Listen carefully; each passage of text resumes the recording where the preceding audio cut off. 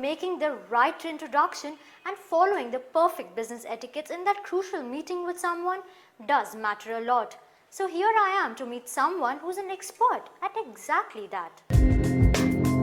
Priya Relwani is a corporate grooming consultant who feels that good manners never fail, especially at that first meeting.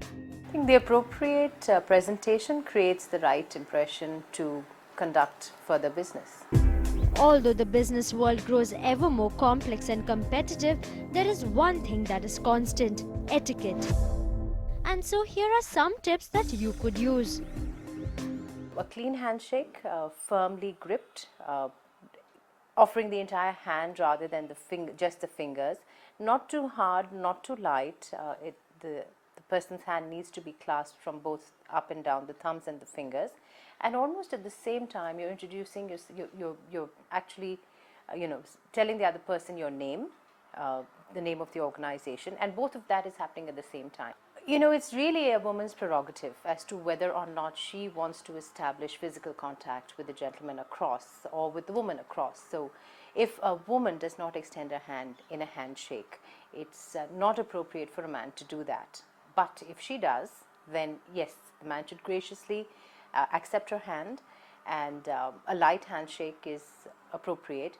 On a woman's part, she should also extend her entire hand in that handshake and not just give her fingers, because giving of the fingers is a little more personal, a little more friendly, and that's not what is that's not what the interaction is all about. It's more about a professional corporate interaction.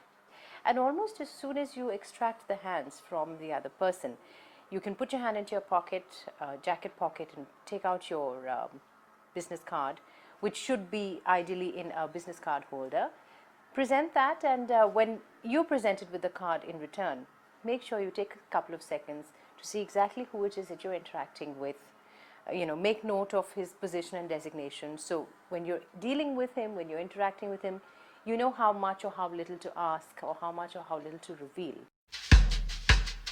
While those tips will help you make the first formal introductions, here are some more etiquette tips that you need to follow while holding a meeting in a corporate scenario.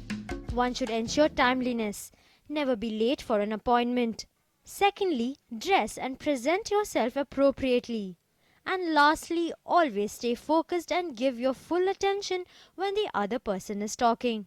So if you thought it's all about just getting the right documents in place for that meeting, we've probably given you a reason to think again.